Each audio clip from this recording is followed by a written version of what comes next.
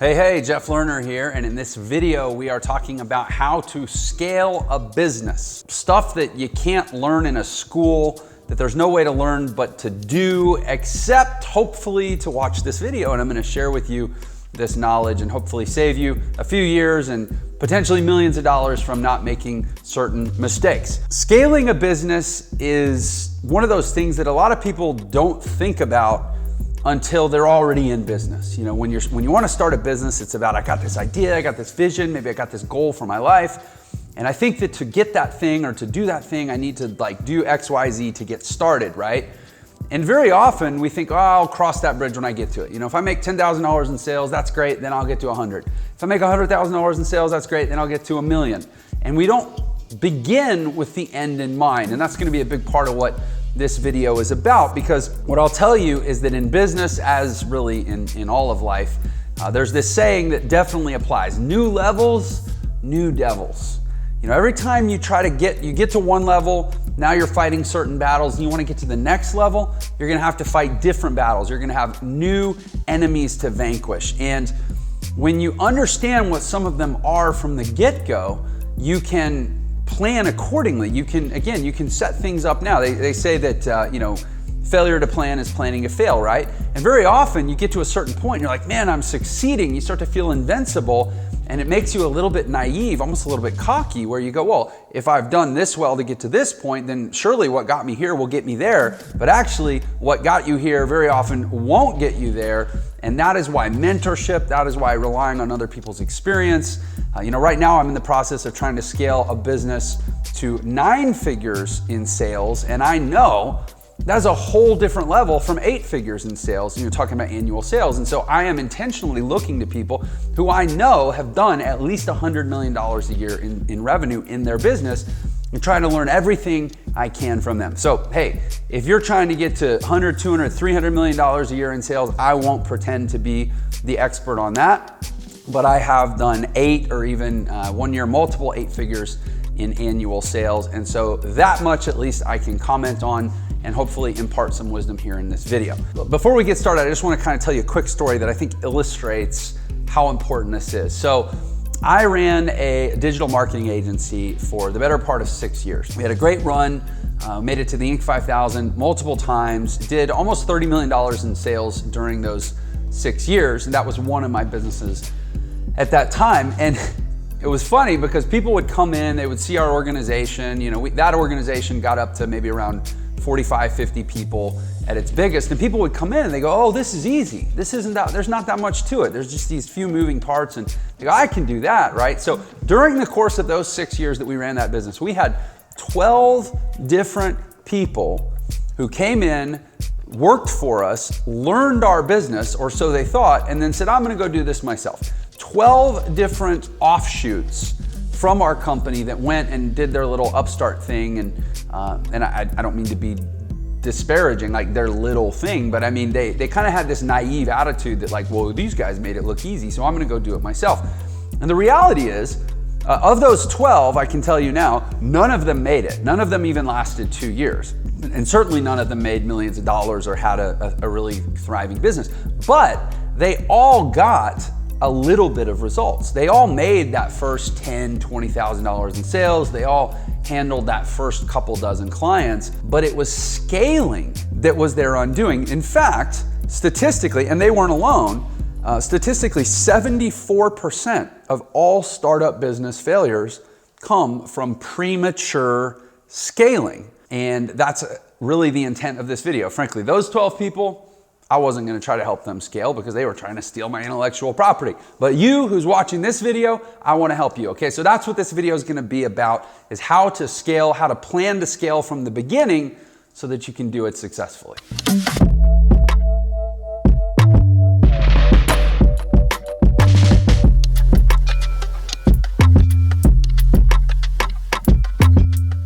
So hopefully I have convinced you that failing to plan will be planning to fail, or let's say failure to plan to scale will be scaling to fail to plan.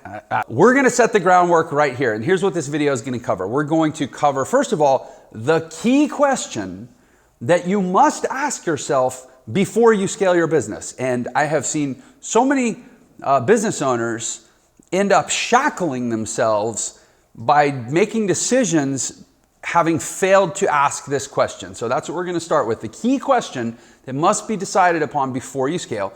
Then I'm going to explain some general rules of scaling and making my best attempt to sort of give you rules that can generally apply to multiple businesses. So if you're trying to scale a plumbing contractor or an electrical supply house or a donut shop or an online business, an e-commerce store, a consulting practice, a law firm. The idea is I'm going to give you some rules that you can, paint with pretty broad strokes across whatever you're doing, not just stuff that's specific to my business. Because I'm in a good position to do so because I haven't just scaled my business, but part of one of my business involves a lot of coaching and consulting. So I've actually helped hundreds of people scale their businesses too. Some of them online, some of them offline. I've consulted everyone from Amazon sellers to trucking companies and a guy that ran a software company, all kinds of different companies. And so these are going to be, again, rules that generally apply to all businesses.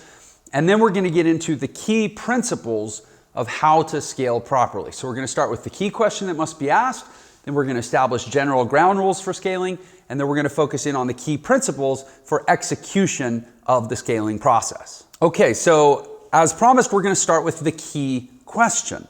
And the key question that so many people scale or attempt to scale without actually asking is, why do you want to scale your business? Every business, and I would say every business owner, has what I would call like an ideal size, like a sweet spot. It's as much a function of the business owner or the management team as it is the business itself, where you got to be really clear on your goals. What are your financial goals? What are your lifestyle goals? And if you're not clear on what your goals are as a business owner, you could end up scaling yourself into misery. And like I said, I know so many people who have shackled themselves because they ended up scaling themselves into way more work than they ever wanted to do. They started their business because they wanted to have a certain amount of freedom or a certain amount of lifestyle flexibility. And frankly, they could have had it. They could have had it if they just would have held at a certain point, but they tried to scale, they tried to go, they tried to open new locations, they tried to open up new territories or new markets, they tried to establish new, channel relationships, new vendors, new whatever, right? Launch new products, launch new customer initiatives, and they just created this mess for themselves that even maybe it made more money or maybe it maintained the same profits across more revenue, but it ultimately created a lot more work for them, a lot more people to manage, a lot more compliance issues or banking or, merchant processing issues, whatever. There's all kinds of issues that come with scaling. And if your goal for your business, and I, because I'm an online guy and I deal with a lot of aspiring entrepreneurs in the digital space, probably the majority of people that I work with or that I've dealt with in terms of coaching and consulting and training, they're not actually trying to start billion-dollar companies. They're trying to create super high quality of lives and flexible lifestyles. And definitely if that's your goal, there's probably a ceiling on how much you should scale. So I think that it's really, really important to get really, really clear on what your financial goals are, what your lifestyle goals are, and understand where your thermostat is set. And when I say your thermostat, you may be familiar with the concept of the financial thermostat, but like a lot of people are kind of predisposed to say, I want to work towards, let's say $20,000 a month or $10,000 a month. A lot of it has to do with how you grew up. A lot of it has to do with what you've been exposed to. A lot of it has to do with, just your ambitions and your lifestyle goals and maybe your passions. If you want to race Formula One cars, you might have a higher standard of living because your passion might cost you hundreds of thousands of dollars a month to indulge. But if your life goal is to spend as much time fishing as possible, you may only need to make $5,000 a month, right? You got to really, really think about who you are and what you want out of life and then aim for that. And within every industry, within every business category, there's sort of these clear markers. If you're in the home services industry, let's say you do HVAC, let's say you do roofing, let's say you do electrical, there's kind of a sweet spot based on my observation, and I know a fair amount about that space because we did digital marketing for hundreds and hundreds of those companies. There's kind of a sweet spot in between, let's say $500,000 and $1 million a year where you can scale in a way that gradually reduces headaches as you scale, because you get more money coming in, you're able to get some more help, but you haven't added additional layers of complexity. But if you try to get that business from 1 million to 10 million in those categories, those verticals, you're actually making your life in some ways harder if it's not your goal to be a full-time, hands-on, 14-hour-a-day owner-operator of a business, right? So you got to know, A, what your goals are, and B, what kind of the standards are and the tiers within your industry or within your category. This is one of the reasons I really, really like digital businesses, online businesses, because there tend to be less rigid tiers of complexity through scale. In other words, if you've got a business that's doing $1 million a month online, you can probably take it to 2 million without having to get twice as complex. You might frankly only need to add a couple people. Maybe you need another traffic manager. Maybe you need 1 or 2 more support people. Heck, you might be able to get it to 5 or 10 million. But even online businesses still have sort of what I guess you would call tiers of complexity as you scale. But again, so I think I've said enough. Get really clear on what you want out of life, why you're wanting to scale, and what industry you're in, and what that industry tends to do to businesses as they scale. And if you don't have all that information clear, you're not ready to scale. And I'll give you a quick story that kind of illustrates this. For me, and I was talking to a friend of mine on a podcast the other day, like we were kind of joking that he owns an online education company. I own an online education company. We've done as much as, I think our biggest year so far is 12 million. We're literally trying to scale to $100 million a year right now. He has a big company that does 2 or 3 times as much revenue as I do, as mine does. And we were joking, like, it's a lot of work to do what we do. And I asked him, I said, so if you just wanted to have like a nice quality of life, like I can kick back, I can play golf, I can, go visit my kid, or, he's not old enough to have grandkids, but let's say he did. I just want to travel and visit my grandkids and go on a cruise and play golf or whatever. What would you do? And he said, honestly, I would just take a little subset of what I know how to do as an online marketer, and I would focus just on affiliate marketing.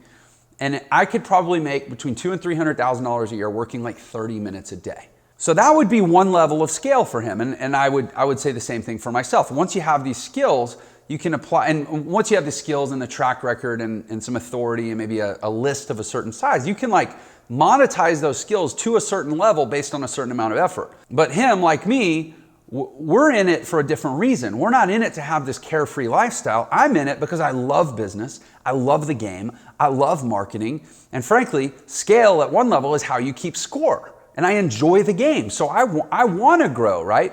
But I will not pretend for 1 second that I have some carefree laptop lifestyle where I only work 30 minutes a day. I could if I was willing to settle for less, but I'm not going to grow a company to $100 million a year without working my butt off. I don't care if I'm leveraging the internet. I don't care if I'm leveraging high margin digital products, right? So again, I think about it even in terms of my own life. I have to get really clear on what my goals are. I have to get my family on board. Think about going to your family and being like, hey, you know what? We could make 6 figures and I could be home for 8 hours a day.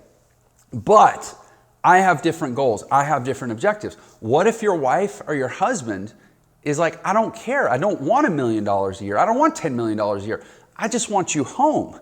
You got to make sure that they're on board too, right? If you have a family. This is all the stuff that has to be considered before you even consider the scaling decision. Okay? So now that we've answered, hopefully, or at least asked that key question and you know that you need to answer it, now let's get into general rules that apply to all businesses trying to scale. And the first rule has to do with revenue tiers, what we call top line revenue. It's just how much total money is coming into the business. And again, this is a little bit of a fluid guideline that I'm going to give you because it does vary from business to business. But in general, you can kind of think of your business in this way. You're probably going to be able, if it's a reasonable business, if it's a viable business, frankly, a business worth doing, that you could like support yourself with as a grown adult, you can probably get it to 5 figures a year and almost certainly get it to 6 figures a year by yourself. And I mean, obviously nobody operates in a vacuum. You got to have customers and you probably got to have, key relationships and vendors and a banker and a CPA or whatever. But like in terms of people working full-time in the business, you can probably get there by yourself to multiple five figures or at least six figures. But at some point, there's going to be a level where you have to add bodies, you have to add work capacity, and that's typically going to be getting, from let's say low six figures to maybe high six figures or even low seven figures. You're going to at least need assistance. So, the reason this is important to know is some people are great with people. Some people are terrible with people. Some people are great leaders and managers. Some people are terrible leaders and managers. And it's a skill. It doesn't mean if you're not good that you'll never be good. But if you're not good and you want to get to seven figures a year, you have to go, okay, I probably need to work on that part of myself and my business too, not just becoming better at the service itself. Let's take a dentist, for example. A dentist with I realize a dentist probably needs a scheduler, but a dentist plus a scheduler can probably get to $100,000 a year. But if you want to get to $500,000 a year as a dentist, you're probably going to need a team. And I don't know that much about dentistry, but I do realize you probably need a dental assistant too. But my point is, if you want to scale from 100 to 500,000 or a million as a dentist, it's not just going to be about dentistry. It's going to be about leadership and management and being organized and being respectful and being considerate and being a visionary and enrolling people and inspiring people and creating a nice place to work and not just coming in and being a tyrant and thinking that you get a pass just because you're a good dentist, right? And then let's say you want to get from high six or low seven figures up to high seven figures. Let's say you want to get from $1 million a year to $5 to $10 million a year. It's not going to probably be enough to just get more bodies into that. You're going to have to, at some level, you're going to have to level up some aspect of that business in terms of the complexity of the operation. You're going to probably either need another location, a whole other team that can work another shift.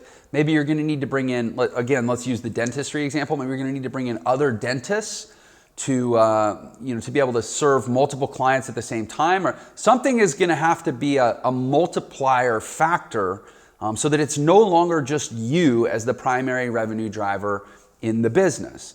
And again, that's a whole other issue and conversation that you have to deal with. It has as much to do with your qualitative human skills as it does with your technical or service or product skills. And then let's say you want to get from 5 to 10 million to 20, 50, or 100 million. Like right now, I'm trying to scale my business from 10 million to 100 million. Okay?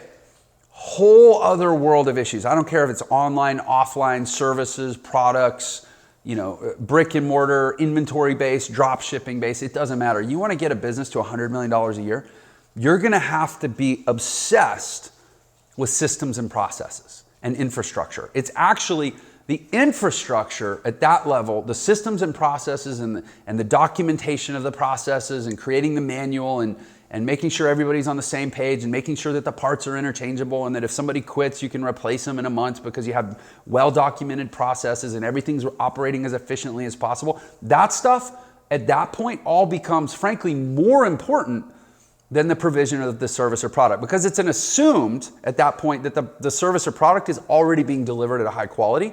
But again, what got you there or what got you here won't get you there. If you get to 5 million, you get to 10 million with a high quality service or product, that's great. Doesn't mean you're going to get to 50 or 100. You're going to get to 50 or 100 when you multiply the high quality service or product and the established existing quality team and people and delivery times much better, much more robust, much more efficient systems. And so every time I have seen, and this was a big revelation for me, every time I've seen a business surpass that 8-figure mark, even getting to multiple 8 figures, much less 9, there's always been a certain type of pairing that drives the business. And frankly, I know that most people watching this video aren't trying to get a $10 million business to $100 million. So I'm not going to belabor this point too much. I'll just refer you to a book, frankly, if you want to know more about it. But the book is called Rocket Fuel. And the relationship is what I call integrator visionary, which is the term they use in the book. And it's basically when the visionary or the thought leader or the driver of the business from an idea standpoint essentially concedes or allows somebody else to come in to solely focus on the operations. And there are very few visionaries or leaders of the business that are also incredible operators. and incredible systems and processes people. And so typically, anytime you see a business get from 8 to 9 figures, that dynamic is going to be at play somehow, in some way. And there's a lot of different ways that can show up, okay? So it's important for you, starting with the original question of why do I want to scale and what's my goal, financial and lifestyle. Once you define that goal, now you can kind of run it through that filter and say, do I need to be at 6 figures a year? Do I need to be at 7 figures a year? Do I need to be at 8 figures a year? Do I need to be at 9 figures a year? And use that sort of template I just gave you to have an idea of what you're going to actually need to assemble in order to get there. And the next general principle to understand has to do with your profit margins. A lot of people are told going into a business, hey, you gotta have at least 20% profit margins, right? Or 15 or 30, whatever the number is. They say, this is a basic standard for your industry or just for a healthy business. And what people fail to appreciate is that profit margins are fluid. There are very few businesses that can scale while strictly holding profit margins. Typically, profit margins are going to be either decreasing with scale or in some cases, the best cases, increasing with scale. But you got to understand the nature of your business. Like if you're in a restaurant and you're trying to add locations and you're having to create layers of management and your regional managers and your trainers and your quality control people, restaurant business, typically the gross margin is going to decrease as you scale. A restaurant with one location should be able to operate at a higher profit margin probably than if you take that same model and spread it across 50 locations. Now there are some economies of scale. Maybe you get pricing power with your purchasing or you have logistics advantages because the delivery trucks will charge you less because they're making multiple drops or whatever. But even still, because anything that's a people business where it takes a lot of bodies to expand, like a restaurant, typically the margins are going to decrease with scale. Whereas you have, again, one of the reasons I love digital businesses is that they can actually increase with scale. Interestingly enough, I'll use my business as an example. Our profit margins will actually be better at 100 million than at 10 million. Now, admittedly, it depends how that revenue is derived, whether it's coming from the sale of physical products, books, and packaged information. Some of it comes from live events. Some of it, there's some nuances to that, but in general, internet-based businesses, when they go from 100,000 to 1 million or 1 million to 10 million or so on, they can actually boost margins as they scale because, the reasons don't totally matter. But here's my point in saying all this in terms of a general rule you can apply to any business. I would assume as you prepare to scale a business that anytime you add a zero means anytime you 10x revenue, your margins are going to get cut in half. So if you have a business that's doing $100,000 a year and you have a 20% profit margin and you go, oh, this is great, man, I should scale this to 1 million. You need to just go ahead and assume that by the time you get to 1 million, your margins will shrink from 20 to 10. And if you try to go from 1 million to 10 million, your margins will shrink from 10 to 5. And at a 5% profit margin, you don't actually likely have enough cushion to weather natural fluctuations in your business cycle, right? So the reason I say this is it's really important when you're testing the viability of a business idea, if you can't figure out how to operate it at 40% or 60% or even 70% when you're small, then you're not likely going to be able to get a lot bigger without creating a lot of additional risk because you're narrowing your margins to the point where you don't have the cushion. So like for digital businesses, for example, when you're a one-man show, just running, maybe creating online content and making affiliate sales or making digital product sales, like you should be able to run that at 50, 60% profit margins. And then you get some assistance, you maybe get some help, maybe you outsource a traffic manager, you start spending money on paid ads, and then you 5 or 10x your revenue, and maybe your margins go from 60% to 30%. That's okay. And then heck, you might get bigger and they might go from 30% to 15%. Now at that point you go, oh, I need to maybe pump the brakes a little bit. I don't want to keep scaling and have 15 turn into 7 or 5, but still you're okay. But you're okay because you had a big enough profit margin at the beginning. One of the problems I see so many people run into is they establish a business model that has maybe 20 or 30% profit margins and they think, oh, this is amazing. Now all I need to do is grow my revenue. And they fail to account for the fact that as you grow your revenue, your profits could shrink to where it's hardly even profitable. And that's where you get into the cycle of doing as much or more work without actually extracting any more pay from the business. And so this concept helps tee up what I said earlier, which is that 74% of all business failures come from premature scaling, because it's usually premature scaling because they haven't stabilized their margins or created a business model where the profits are going to scale. They're just scaling revenue and the profits are shrinking, and that's why it was premature. They end up going out of business because they're bringing in more money, but they're keeping less of it, right? Now, if you want to explore further reasons why a lot of businesses fail, I actually have another video I created a while ago called three Reasons Why Most Businesses Fail.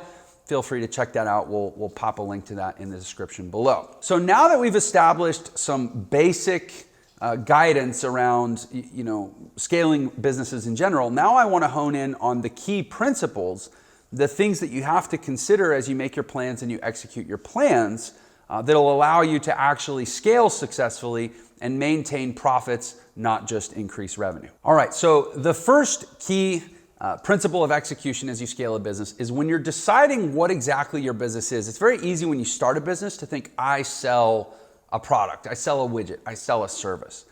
And that's fine. Within a local market or a smaller market, you may have certain defined advantages. You may have proximity, you may have rapport, you may have awareness, you may be selling in a town where everybody knows you. That's all fine.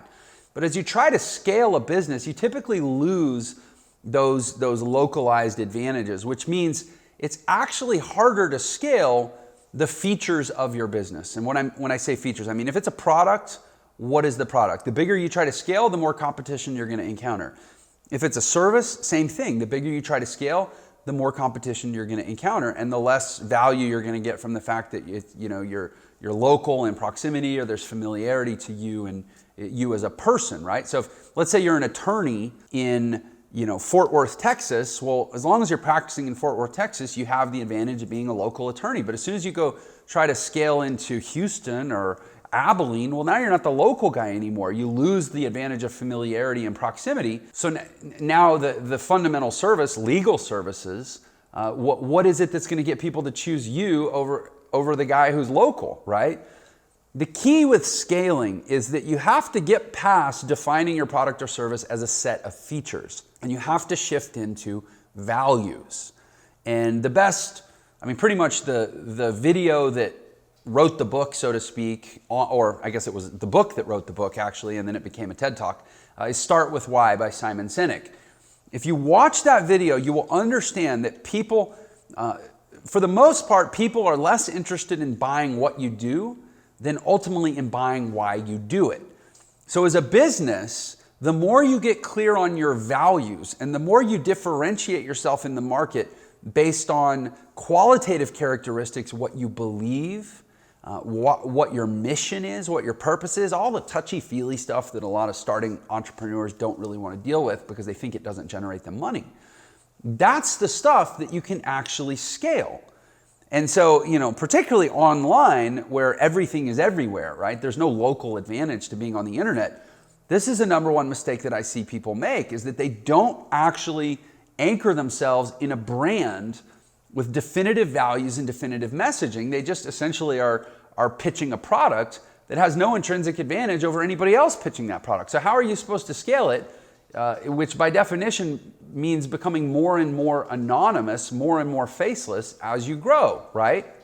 So remember, it is easier to scale values than to scale features, which means any time invested now in defining values, clarifying values, and articulating values is actually preparation for being able to scale in the future. And certainly my education company, Entra, if you go, it's funny, you go look at my social media content, go look at my Instagram, go look at my Facebook, go look even here at this YouTube channel, watch my videos. Admittedly, I do talk and teach about how to do the things, but I spend the vast majority of my time talking about why and the philosophies and the mission and the purpose and the belief system that drives the things, because that's actually the thing that's going to allow me to scale and compete on a massive level. The next thing that you have to get clear on as you go to scale is there is a difference between sales and sales management. If you're an entrepreneur, certainly if you're a solopreneur, you are likely the primary driver of the selling effort in your business. I swear, I've seen this be the undoing of so many people. And frankly, if this is why when all these people would go off and try to compete with my agency, they would, in almost every case, this is why they failed. It was fine when they were the one picking up the phone and trying to sell the product, and they would say, oh, well, I used to work at this agency and they did this service, and I left and now I sell it cheaper. I know how to do the service too, and okay, whatever, they'd win a few sales. But as soon as they started hiring salespeople and having to lead and build a team, they were exposed with a hard truth of business, which is there is a dramatic difference between sales and sales management. Just like there is a dramatic difference between delivering a sales script and creating a sales process. So if you are not educated and practiced and exposed to competence in the area of sales management and sales process development, do not assume that just because you have been successful at selling yourself or selling your products on your own, that you will in any way be successful bringing in other people and trying to expand the sales team. Again, one of the greatest hard-won lessons of my career is the dramatic difference between being good at sales and being good at sales management. I was naturally good at sales when I started. I was naturally terrible at sales management. And frankly, I'm probably worse at sales now than I was because I'm out of practice and I have sort of a different value set and a different focus. But I've gotten a lot better at building teams and working with people, which is why I'm now able to scale businesses in a way that I never could before. The next key principle of execution in scaling a business that you have to understand is that there's a chicken and egg factor, right? There's your revenues, which is your sales, and then there's your systems and processes, right? And a lot of people go, it's time to scale, sweet, it's time to sell more. Well, to some degree, that's right. It takes capital to scale, which we'll talk about here in a minute. But if you go oversell, if you sell beyond your infrastructure and sell beyond your systems and processes and ability to fulfill and support new customers, you become top heavy and you topple over as a business. So but at the same time, you very often don't have the capital or the time or the patience to build a bunch of systems and processes, and it's probably not an efficient use of time and resources to build a bunch of processes if you haven't validated that you can increase sales. So you have to increase sales and processes and sophistication neck and neck, right? So you sell a little more and you backfill with better systems. You sell a little more and you backfill with better systems. Sell, backfill. And you have to scale them in parallel, otherwise you're likely to fail. And this is why as you grow, very often the operations become as important or even more important than the sales. And many entrepreneurs who are passionate enthusiasts and great communicators about their idea are maybe terrible operators, and this is where you gotta very often bring in some help. And with that, obviously, it takes capital to scale. Whether it's bringing in a partner, it's hiring a competent operations executive, even if it's just hiring more salespeople and now your margins drop because you got to pay commissions. It takes resources to scale a business. So the number one thing you have to probably know before you go scale is, how do I increase resources? How do I increase capital, right? How do I make more sales so that I can pay to scale, right? Again, chicken and the egg. You want to scale to get more sales, but you got to get more sales to be able to scale. There's a basic concept in business that are like the 3 variations on how to increase revenues. And this may seem very obvious and very self-evident, but I've had numerous experiences where somebody was trying to grow their business, and I would say, which of these is your strategy or which combination of these? And they couldn't give me an answer. All they knew is they wanted more money, but they hadn't actually defined how they were going to get more money. So you have to get clear on this before you can actually make a plan and execute the plan to get more money. And the 3 methods are this.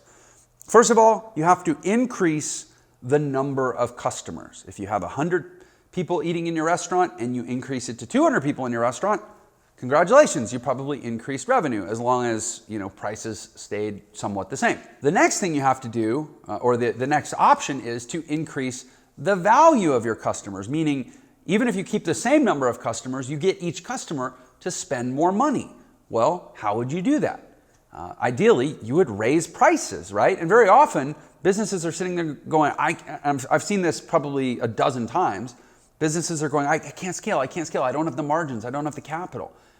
And I say, well, have you split test prices? Have you ever tried charging more for your services? You go, well, no, the market. And I say, well, have you clearly defined your values? Have you created customer loyalty? Have you created a good reputation in the market? And they say, yeah. And I said, well, that has a value. That has a pricing power. You could probably increase your prices. And if you've actually done a good job of creating a quality reputation and quality experience and quality track record and a clearly defined brand that people are associated with, think about Apple computers.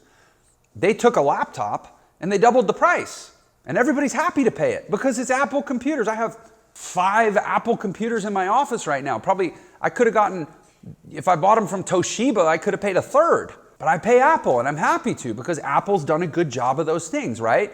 So try raising prices, increase the value of the customers you already have. Sometimes you'd be surprised. And frankly, if it doesn't work, it's good feedback that maybe you're not as good as you thought at actually creating the value and creating the brand and creating the loyalty and the reputation that you thought. The third way that you can increase revenue in business is to increase customer frequency, right? So maybe you got people coming into your restaurant once a week, try to get them to come in twice a week. Maybe launch a loyalty program, maybe launch come in 10 times, get your 11th meal free program. Bring a guest and the guest eats for half price, whatever. Try to increase the volume of purchasing from the customers. If you're a digital marketer, this usually just means send more offers to your list. And you go, oh, well, if I send more offers to my list, I'm going to burn out my list. Well, the way you offset that is you send more value to your list. You just increase the frequency of communication with your list. Ditto for offline businesses, right? So getting clear, you say, hey, I want to scale. Okay, well, you need to increase revenue, right? How are you going to increase revenue? Well, I either need to increase the number of customers that I have, or I need to increase the value of my individual customers, or I need to increase the frequency of which customers come into my business or purchase from my business. And you say, well, I can't afford to market, so maybe you can't increase customer quantity. That eliminates that, and you realize I've either got to raise prices or I've got to increase repeat business or some combination of the two. Helps you get really strategic when you reduce it to the basic questions, right? This is all the stuff that goes into scaling a business. And this is so much of the stuff that I see people not really think through before they go operate just on feeling or desire. Say, I want more money, I want to be bigger. Is it ego-based? Is it lifestyle-based? Is it logical? Is it strategic? Hopefully this video helps you realize that, frankly, like I said, it's a game. Revenue is how you keep score. I would say profits are how you keep score. And it's really, really fun. But it's really, really fun the more you understand the rules and you understand the strategies. I never really enjoyed playing chess till I started actually learning about the strategy of how to play chess. Effectively, that's what this is for growing a business. I hope that you've appreciated and enjoyed this video. If so, I'd invite you to subscribe to my channel. There's a link below for that. Make sure you click the little bell icon next to the subscribe so you get notified when I put out new videos. If you've liked this, give me a thumbs up. That helps me grow the channel. It gives me some feedback to let me know that somebody out there is listening and I should make more videos. Anyway, I appreciate your time. I'll also put a link in the description if you'd like to learn more about these principles and how to start a business or scale a business. My education company, Entra, this is our passion. This is what we teach. I'm a big devotee, not just of growing a business for the sake of growing a business, but like I said, for helping people define the life that they want and then create the engine that can power that life. And very often that is a business. So check out Entra if you'd like to learn more. I appreciate your time. I will see you on the next video. Take care.